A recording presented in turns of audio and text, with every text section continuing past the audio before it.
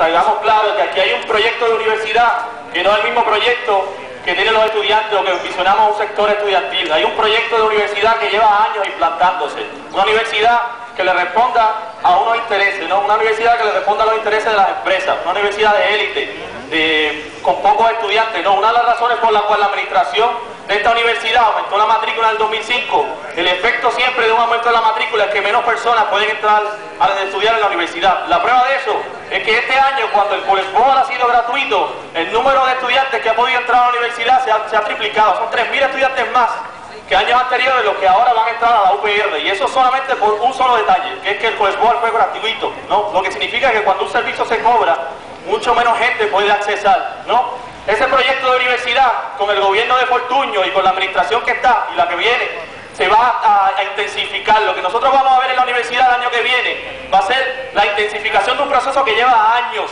Probablemente la matrícula aumente y no son inventos de nosotros. Esa discusión está ahora mismo discutiéndose en la Junta de Síndicos. Hay una razón por la que yo me puse esta camisa hoy. Comité Universitario contra el Alza, que fue una huelga del 2005. Y la razón es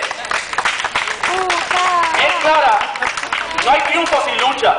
Nosotros estamos intentando ahora de desarrollar las condiciones para una pelea grande contra una administración universitaria y contra un gobierno que no va a tener ninguna piedad y no va a tener ninguna consideración de implementar todos los recortes que se esperan en la universidad. 300 millones de pesos en la universidad es una tercera parte del presupuesto. Aquí va a haber venta de recintos, aumento de matrícula, cierre de clases, de biblioteca. Todo eso es un proyecto de convertir esta universidad en una universidad de élite. A ese proyecto hay que decirle que no. Nosotros aspiramos a que haya una universidad para el pueblo trabajador, para los hijos de los trabajadores, una universidad donde la mayoría pueda entrar y educar.